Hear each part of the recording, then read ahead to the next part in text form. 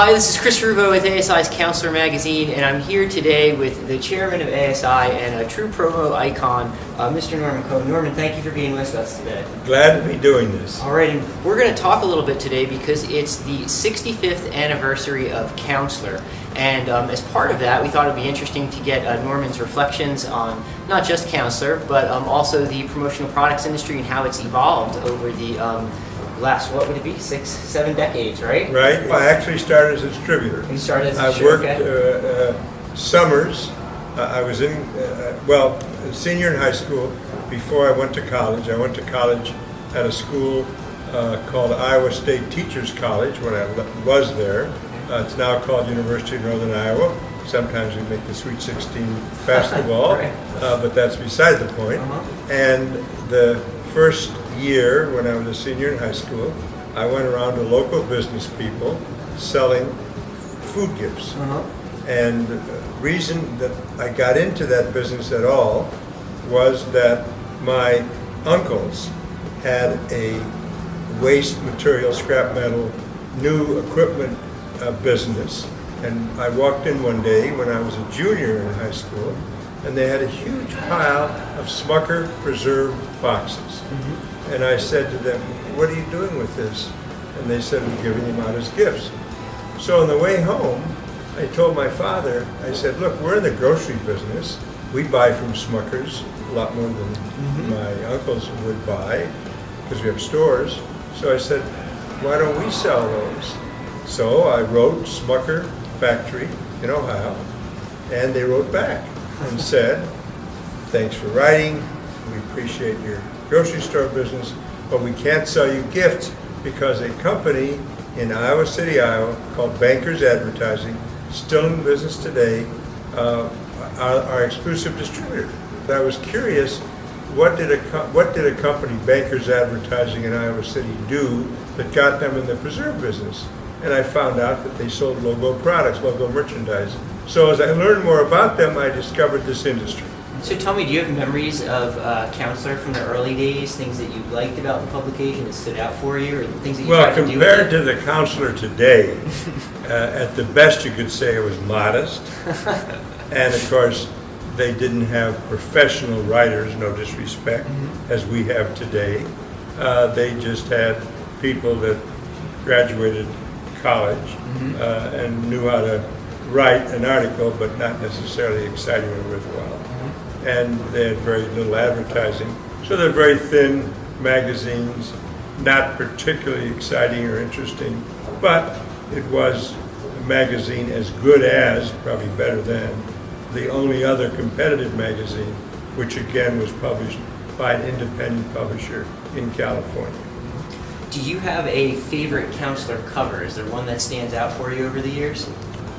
Well, I like many of the covers that we have done, we meaning the Counselor people over the years.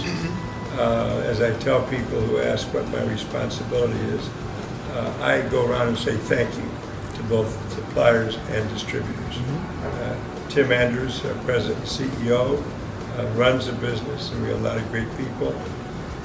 Andy Cohn is in charge of the publication area.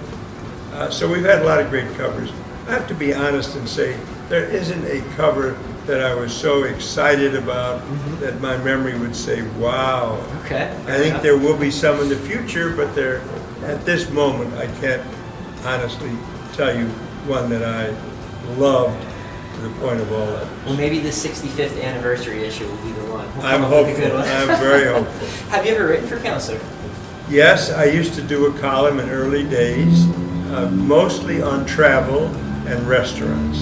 So if you look back in the history and the archives of the Counselor, you'll see some articles which I wrote.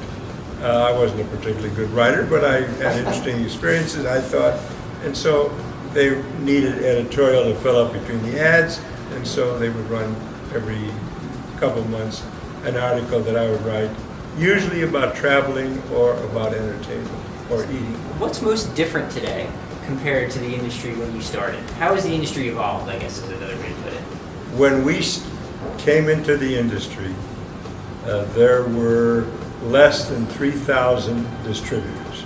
ASI came out with a numbering system researched who were the people that had logo-type products, calendars, pens, etc., etc., and therefore had an opportunity for salespeople who now were bound, because there were no other sources, to their parent organization to go out and become independent. So many of the companies that are successful today, or at least were successful, were formerly salespeople of one of the 4 or 5 large direct house organizations. And today, there are more than 20,000 different distributors ranging in all sizes, and they are totally different than it was originally, and the same with suppliers. In the original days, suppliers were in America making products that were fans and a variety of products made in America that could put a logo on it. And now, of course, most of what's sold in our industry, I think the majority would be fair to say, is made overseas, brought into America, and then a supplier imprints it in America. And now there are 3,000 approximately suppliers. So the industry has changed radically from the days. Thinking back to those early days, Joe Siegel, do you still talk to Joe? Yes, Joe married an employee of ASI named Doris Siegel. She's since died, unfortunately. And Joe is very proud of what ASI has become. Joe, as an entrepreneur, founded a number of companies, including the home shopping network world. He had an airline organization called Presidential Airline, a variety of companies, Franklin Mint, and he used to say that he founded 20 companies, only 2 or 3 were successful. ASI became one of those, and Joe and I are in touch. We just came out with the ASI Welcomes You for our employee book. I sent it to Joe, so I thought he'd be interested in seeing it, and he asked if he could have a few copies to send to his friends. So he's still aware of our industry, but long removed from. Here, it's a nice segue to the next question, which is this. What advice would you have for promo companies, in particular, family-run businesses? The great majority of our industry are family-owned businesses. There are some that recently, years, have become public, or even more recently, part of a large investment organization. We're family, and the majority of our industry are family-owned, suppliers and distributors. And I would say that you need to remember that maybe the customer isn't always right. Sometimes he might ask for things, or she, that are not real or possible. But they're a customer, and they are entrusting their business with you, whatever you make, whether you're a supplier or distributor. And therefore, you need to take good, wonderful care of that customer as best you can. And also, there are times you have to say goodbye to a customer, but you want to say goodbye in a manner that you can be proud that it didn't work out, but we did everything as best we could. Fair enough, good advice. If you were starting a distributorship today, is there a particular business model that you might try to focus on? Of course, it's 21st century, we're thinking things like internet. Would you focus more online? Would you still try to focus on a relationships-oriented business? How might you try to model that given today's parameters? We are fortunately in a relationship industry. There is no one so big like, if you were selling most kind of products, a Walmart or other giants, Targets, or if in the grocery business, Kroger or Safeway, dominate and huge. We don't have any companies like that. So really what you need to do, I believe, in the industry today is build relationships. And as I've told in speeches over the years, you will never be the low-cost provider. Always somebody else going to operate out of their basement, or is going to go after a big account and say to them, gee, I see you're buying ballpoint pens. Whatever you're paying, I'll sell them to you for 10% less. Or maybe even sell them below cost, hoping the next order will go to you at a higher price. Usually doesn't work out. What's only thing that works out is you go to a trade show and you see a pen as an example, or anything else you want to name. To bring that into a customer with an idea. Mr. Customer, I see that you give out pens. That's great, they work, but let me show you a pen I just saw in this trade show in Fort Worth, Texas. And let me explain to you why I think it'll be better for you to switch to this pen next time you need to reorder. Here's what it'll do for you. Your people you give it to will use it more, longer, whatever the reasons are. That is the way to build a business in our industry today. What are some of your predictions for the industry over the next 5 years? How is it going to change, evolve? What competitive challenges might we face? Well, most people, I believe, think that because the large investment organizations are buying up distributors, that there are going to be less distributors. Because we're an easy entry business, I don't think so. There are new distributors coming from what I call the neighboring industries that are going to continue to grow.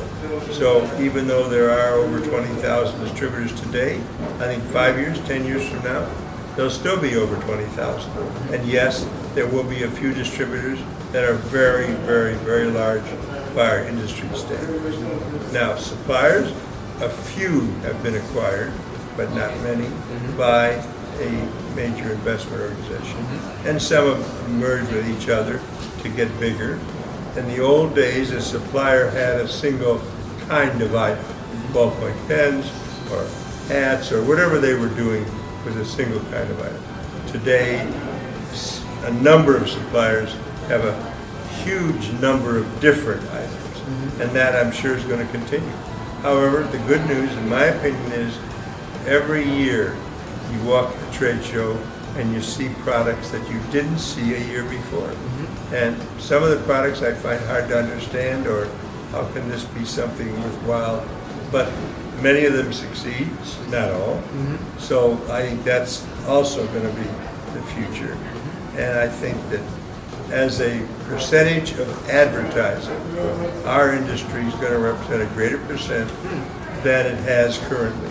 The Super Bowl ad, 30 seconds, this one just finished, and congratulations to Boston, cost $5 million to put it on, not to whatever it costs to produce it, some cost a fortune to produce. But once you have your commercial, it costs you $5 million. Well, I believe more and more companies are going to realize they're not going to spend $5 million because not too many have that. Yeah. But that it's much more intelligent, much more worthwhile to buy promotional products. What would you like your legacy to be in this industry? I'll even extend that to your family. What would you like you and your family's legacy in our industry to be? I would hope 20, 40, 100 years from today that our family's still involved with ASI, and that ASI is considered to be a pioneer in helping the industry get organized, go forward, and become a bigger part of the overall advertising scene. I'd like that. Very good. Well, let's hope that comes true. Norman Cohn, thank you so much for joining us to help us celebrate Counselor's 65th anniversary. Well, thank you very much. Thanks for everybody that has helped Counselor get to 65, and the best is yet to come. That's it for us. I'm Chris Rugo with Counselor Magazine. Thanks so much for watching.